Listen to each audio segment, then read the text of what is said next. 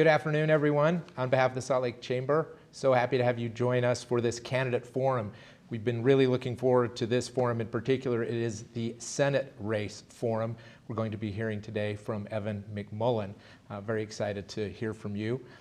We invite all of you to join us for our other candidate forums as well. You can get the details on our website at slchamber.com. My name's Jonathan Hafen. I am joined by my co-host once again, Kate Moss, who's the Senior Vice President at Bank of America, where she oversees the Utah market. We're streaming live today from the Chamber offices. All right, thanks, Jonathan. Today we're going to be focusing on issues that are important to the business community. And we're meeting with candidate. We'll meet with one candidate today, and each candidate gets about 30 minutes to answer their questions, depending on how long their answers are. So to waste no further time, we will introduce you to the Senate candidate, Evan McMullin. So please welcome Evan McMullin, an independent candidate running for U.S. Senate. Evan, can you take a minute to tell us why you are running and what inspired you to want to serve as a U.S. Senator? Yeah, well, thanks for having me. I appreciate the opportunity. I'm in this race because I'm deeply concerned that our broken politics, that the politics specifically of division and extremism, have gained far too much influence in our country. And it's gotten to the point now that it's really impeding our ability to solve problems as a country. And when I say problems, I'm talking about everything from inflation, our exploding national debt, severe water shortages, air quality issues, high costs of healthcare. I could go on and on. It just seems these days that problems are just piling up and we don't overcome them. And it's getting to the point that it's really negatively impacting our daily lives here in Utah. Some of these challenges are worse here than they are in most other places in the country. And at the same time, we're a state that has a different way of leading. You know, we find common ground to solve problems. I think that has a lot to do with our history as a state. My ancestors first came here in the mid-1800s. And if you read those early history accounts of Utah and those who came, the American and European newcomers to our state, now a state, there's certainly writing about how there was a strong sense of independence, but also a strong commitment to community. They knew that in order to survive and thrive in such a beautiful, though harsh environment, they had to work together. And now, today, in 2022, I still think that informs the way we go about life in Utah. We do come together to solve problems. We're not perfect by any means, but that does happen here, and it doesn't happen in Washington.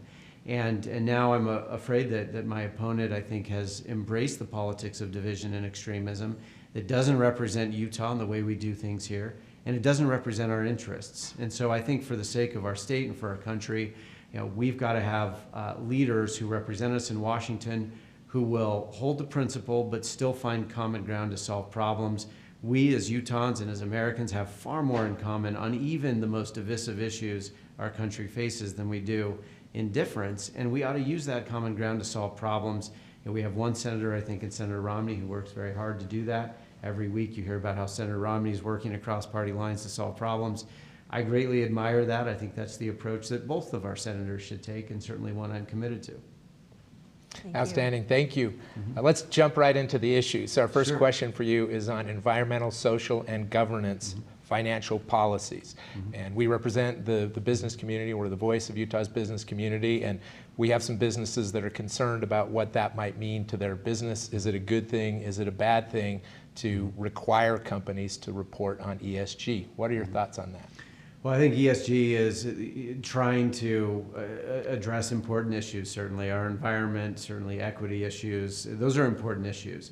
But having private financial institutions making those judgments that aren't based on terms that aren't based on consensus, where there's little transparency or recourse, I think is a problem. And I don't think that those issues ought to be combined with making financial judgments about credit ratings, for example. It just, for me, it should exist. You know, considering those issues should happen elsewhere. And frankly, I think the market can be a pretty good judge of that. You know, companies, you know, how much are companies focusing on those issues?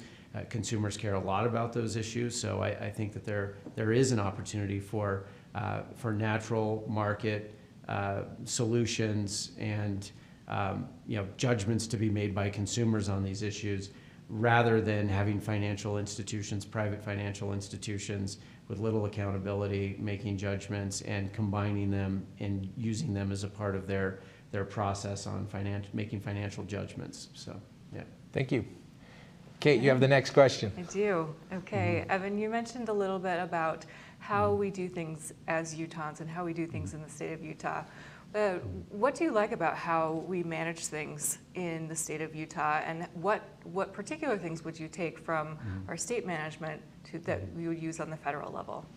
I really think the number one thing is going back to this, the way we find common ground to solve problems. I mean, we're all familiar as Utahns with many of these examples where you have two different interests who have seemingly nothing in common and lots in difference, and they find common ground to solve problems. And we've led the way on so many issues in that way. And I think we just need that approach, more of that approach in Washington. And I think that what gets me excited about this race and the opportunity that we have as a state is that I think the country needs Utah's leadership right now. And, the nation needs our leadership as much as we need better representation in Washington. And I think a lot of Americans sense that Utah's different. Politico wrote an article recently that called this the strangest Senate race in the country. And I don't think they know the half of it. But they're right. We are doing something different here. We do things differently here. And I'd like to see us as a state take more of that to Washington so the rest of the country can see, what makes Utah the fastest growing state population-wise, economically. This is, I think, at the center of the secret for Utah's success. And it can help the country succeed as well. So that's really the core of it for me.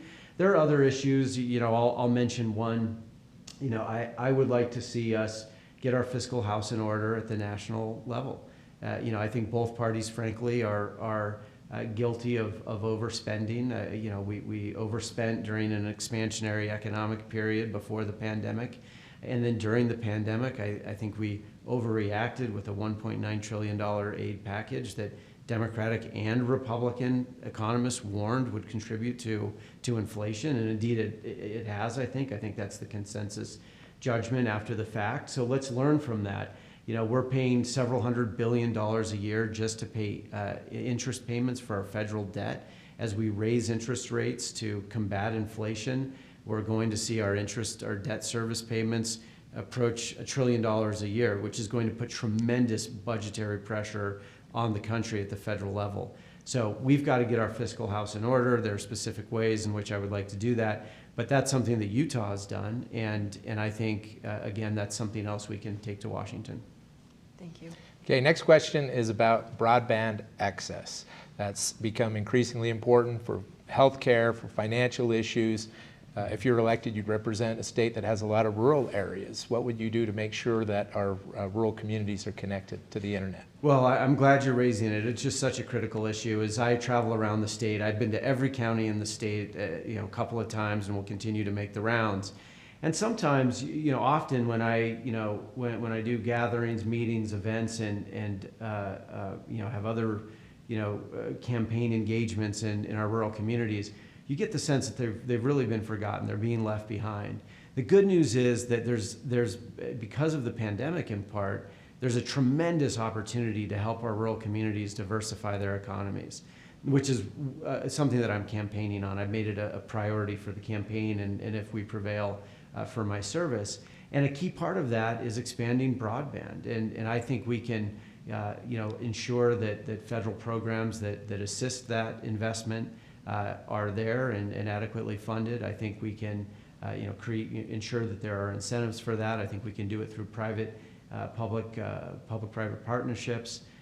I think we can make this a priority in a way that will allow people to live where they want to live and work where they want to work. There are people like me who would much rather live in a rural community if I'm connected, if I can still do my work. And I think a lot of people feel that way. And it doesn't require a company to move its headquarters to a rural community and wonder if there will be the labor, the talent to hire there. We can do it one by one in the beginning, and it's a tremendous opportunity for rural communities to attract more people. They're being paid by companies, perhaps here in Salt Lake City or out of state even, or out of country. And they bring that economic opportunity to those communities, which I think can be a source of growth. But it does begin with that kind of investment, with investment in rural broadband. There are other areas that I think we need to make investments in to help those communities, to help them diversify their economies, ensuring that there are good schools in those communities, ensuring that there are, at least, basic healthcare needs can be met through clinics or what have you. But we need to expand opportunity beyond the Wasatch Front, I think for a variety of reasons, for these rural communities and for the whole state. And certainly it starts with broadband. Yeah. Thank you. Okay, water is the next issue we're going to talk about. Yeah. And we're all really concerned about the drought. And what would you do if you were elected to ensure equitable access to water from the Colorado River, one, and two, what would you do about the devastating conditions that are going on at the Great Salt Lake? Yeah, well, I do think we need to, I do think the West needs to reconsider water needs from state to state. We have a very fast growing state. We have water needs that aren't being met. And I think we need to renegotiate, frankly, and as representing Utah as a U.S. Senator, I'd certainly be committed to that. I do think we have to have also a tough discussion as Utahns about our water conservation practices. I think, I'm as guilty as anyone else, but, we lived in the second driest state, but sometimes we carry on like we live in Hawaii, and it's just not the case. So I think we need to improve our water conservation practices. But we also need to improve our infrastructure, and that's going to take a lot of investment. And you mentioned the Great Salt Lake, which I think that's, of course, the biggest example. But I'm glad that our delegation, and I know Senator Romney, led a bill that has provided funding for a study to save the Great Salt Lake. And so we'll see what the recommendations are. I'm eager to see them. I think we should take the advice of the experts and do what we need to do to save the Great Salt Lake. I'll tell you that I expect it to be a significant infrastructure investment. That's something that the federal government, I think, should play a role in, a significant role in, of course. But I do think as we make that investment, let's also have tough conversations amongst ourselves within the family about, and the whole West should have them, by the way, but especially very dry states like ours, how we can improve our conservation practices.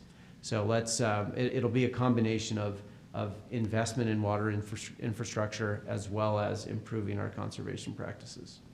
Thank you. Okay, next topic, Yeah. data privacy. Yeah. So this is a concern we're hearing from members of the chamber. We are seeing a patchwork of state regulations spring up around the country. You've got Virginia with one set of standards for data privacy for businesses. California is something else. Some businesses are saying, hey, let's handle this at the federal level so it's all standardized. If you were going to run a bill on data privacy, what would it look like? Well, it's very hard. I understand the business community's struggle in that regard. Very hard to do business when the laws on something like this, on privacy, are different for every state. And if it's, I think we need to avoid a national patchwork of laws on this issue. So, I'm in favor of a federal solution, but I think what I would be supportive of is something that mirrors more closely what we've done here in Utah rather than in Virginia or California, because I think it better balances privacy interests of consumers and our business interests. So. Thanks. Okay. So what could be done on a federal level to ensure that Utah is not only at the forefront of industry in the United States, but also on the world stage? Well, I really like that question. When I think about Utah leading in the country and yes, the world, it's not just political, it's business, it's cultural. I do think this is, again, a moment where Utah can provide tremendous leadership. I more think of it nationally, but you're right to point out that it's beyond that too. And indeed it is. I mean, just as a part of this campaign, we don't have time for it, so we don't do it. But now we're getting, requests from media around the world asking, what is happening in Utah with this Senate race and this this coalition of Republicans and Democrats because all they hear is that we're so divided as a country, and then they see that Utah's doing something different. So anyway, that's a small example related to this campaign. But I think, again, more broadly, there's just a tremendous opportunity for Utah to lead. Of course, we have a very quickly growing tech industry in Utah. 1 in 7 Utahns work in tech. A lot of our tech founders have had some incredible exits recently, which reflect their hard work and the growth of their companies. That's brought a lot of additional resources to Utah, and that creates other challenges like housing costs and things. But it's nice to have that growth. Of course, we have to manage sort of the consequences of that too. But I want to see Utah continue to be a state in which founders want to start companies. They want to pursue their dreams. It's an environment friendly to innovation and creation, and where investors want to invest. And I think we have that now. We need to protect what we already have. I was speaking to a major investor out of state recently who, just as it was a part of the campaign, it was a campaign call, but he asked me to help him identify companies in Utah that he could invest in, because he said, I love to invest in companies in Utah. I want that to continue to be the case. And so we've created, I think, a regulatory and a tax environment here in Utah where companies want to be here. I talk to tech founders who tell me that they want to make sure that continues to be the case. A lot of our tech founders who have had big exits recently also see the opportunity in Utah. So now they're reinvesting in younger companies and sharing, investing their capital, but also their playbooks to help new, younger companies grow. And that's really how what we have going here, especially in the tech community, can really expand and create a lot of opportunity and wealth in Utah. Beyond that, on the world stage, I think we need to ensure that any trade agreements we do on the international level position Utah and our economy and our companies well to participate and to compete, and that's certainly a priority. So it's a good segue to our next question. We're now going to move into foreign policy, and we're seeing an emerging alliance between Russia and China that has some people concerned. How should the United States approach that? Well, when taking on Russia and China, I think the number one thing we need to do as a country is ensure that our system of self-government, that our democratic republic, is as strong and stable as possible. And the reason why I say that is that when we're committed to our core ideals as a country, that we're all created free, it's part of our human nature, and that we're of equal value, and therefore we elect our leaders and they're accountable to us, and when we vote them out, they go peacefully. Just these basics, when we're committed to those basic things, then we inspire billions of people around the country. And when I think you probably know, I served for over a decade in the CIA, and wherever I went around the world, and I went to the farthest corners of the planet, people have even if they live in captivity, they live under authoritarians or dictatorships, and even if they really have no hope of achieving freedom for themselves, there is still a flame of hope in their hearts that maybe someday their children or their grandchildren will have what we have here. And the reason that's so strategically important to America is that it means there are billions of people around the country who want to be with us. In spirit, they are with us. And that translates to tremendous power and opportunity, I think, for national security, for diplomacy, and also for business. And so I want to make sure that we are as strong as we can be in that regard here in America, so that we have the Russian people ultimately with us, as many as possible, so the Chinese people who are struggling under an authoritarian regime, of course, the communist regime in China, are with us. It's a tremendous source of power, and it means that other free nations around the world want to be aligned with us and work with us, which takes me to my next comment on this, which is we have to make sure that our alliances with other free nations remain strong. Over the last several years, that hasn't always been the case. We've sort of picked fights with our allies, and those relationships have weakened. Now, in the face of Russia's invasion of Ukraine, we see a strengthening again of those relationships. I've been very encouraged by that. But I think let's not take for granted the importance of our relations with other free nations, our alliances. That's just absolutely critical. I would say trade is a key part of this. I think we missed a tremendous opportunity in walking away from TPP. We could have established a trade arrangement with other Pacific Rim nations that would have helped keep China in check. And we took a pass on that, and I think that was a mistake. Now, there are always considerations to make sure that these agreements serve our interests. I'm not somebody who would blindly sort of support any free trade, any trade agreement, but I do think that we need to find ways to continue to strengthen our partnerships with other free nations and other nations who want to be with us. And that's a way to keep China and Russia in check. The other thing I would say is, let's learn lessons from Ukraine. We were far too slow to help the Ukrainians strengthen themselves. And because we were too slow, Putin did his calculus and decided, incorrectly by the way, it appears, but he decided that it was worth his time and the sacrifice of blood and treasure, Russian blood and treasure, to invade Ukraine. We have to make sure that when it comes to China and Taiwan, that Xi Jinping finds a different result to his calculus, that Taiwan would be too painful of a target for him.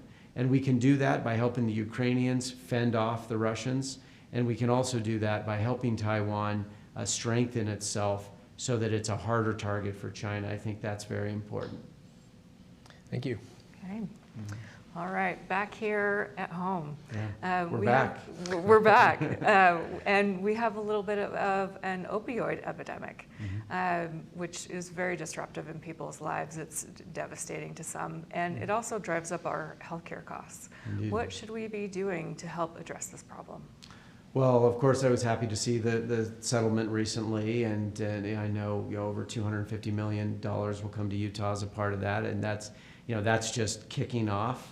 I hope that that we see results from that. I mean, that's a significant amount of funding to start addressing this issue, and again, I'm happy that it's there. Again, we're just getting started, but I hope that helps us address the issue and decrease usage.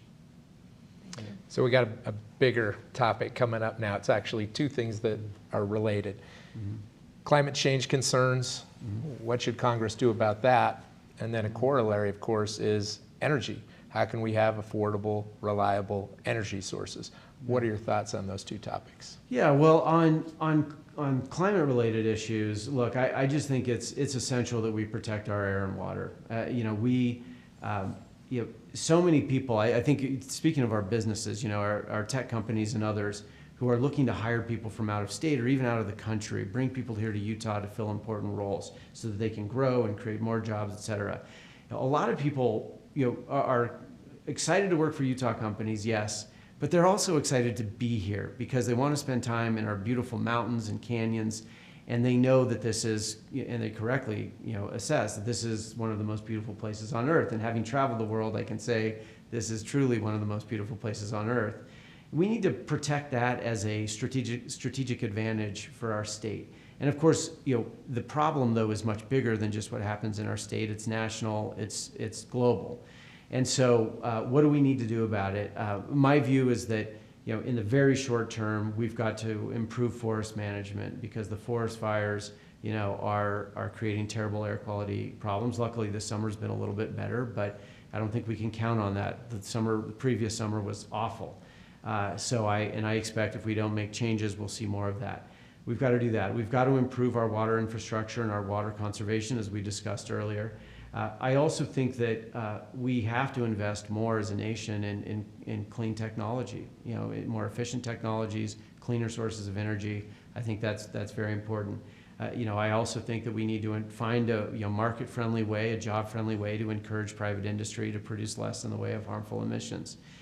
There are some bipartisan ideas that Republicans and Democrats are working on that front, and I certainly want to play a constructive role as well. But we have to do it in a sensible way that, again, will be friendly to our economy and to jobs, and I think we can do that. Another thing I would say is we were talking about our rural communities. Right. A lot of our rural communities are depending on coal jobs that are disappearing, whether anybody likes it or not. And so it's important for this reason, too, that we help our rural communities diversify their economies. And that's why I'm in favor of investment in these places. And then lastly, I guess I would say, because it's not only a Utah problem, it's not only a Western problem, it's not only an American problem, this is a global challenge. We need to use our diplomatic and economic influence to hold others accountable for taking this challenge seriously. We need to do that. It's not just on us to fix this problem. We also need the whole world to rise to this challenge, and we can use our diplomatic and economic influence to help encourage that. But we've got to hold others accountable as much as we hold ourselves accountable. Yeah. Thank you. You asked us about energy, and I would just say on that, right now we've got a supply shock because Russian energy is not there for us. I think that's right. I think it's a mistake to continue to buy Russian energy, and I'm glad Europe is making the tough move not to take it, and we shouldn't either. That supply shock is causing prices to rise at the pump. My view is that we need to offset that supply shock in the near term, and that means finding other sources of fossil fuels, and that means more domestic production as well. I think in the short term that's necessary. In the long term, however, I really think that if we want to have true energy independence, that it's going to require cleaner sources of energy because they aren't priced on a global market. Even if we're producing our own fossil fuels, for example, it's still priced on a global market. So if Russia decides to invade yet another country, and the world is further destabilized, then those traditional sources of energy, fossil fuels, will be priced according to a global market, and we'll still pay too much. So I think the more we move to cleaner sources of energy, the better it is for our environment, and the more independence we have. It's good for national security, it's good for our economy, and I think it's good for the cause of freedom globally. Great, thank you. Okay. We may have time for one more question, or we may be up. I'm going to do a check. We have time for one more? Okay. Final question. You're in an elevator. What's your pitch? My pitch? Your pitch for running. Why should we vote for you? My pitch is that Utah has something very important to offer our country and the world, and that is a way of leadership that finds common ground to solve problems. Right now, we have a senator, my opponent, who has embraced the politics of division and extremism, who has, in 12 years of service, only introduced 6 bills that have become law. 2 of them named post offices, 1 of them named a veterans center, and the other 3 were insignificant as well. We need someone who is going to go to Washington to represent our interests and to actually do the work. The job is not only to vote no on every bill and go complain about it on Fox News. The job is to actually work with Republicans and Democrats, work with one's colleagues in the Senate to solve problems. We need 2 senators that will do that. And if we have that, I believe it will make Utah the most influential state in the union. If we prevail in this race, standing between the 2 parties as an independent senator, we will have the deciding vote, or votes, with Senator Romney on every important piece of legislation that comes through the Senate. And with that, it will make Utah the most influential state in the union. And I know that if we are that, we will do a tremendous amount of good for ourselves and for the country. And I think it's incredibly important now that we seize this opportunity.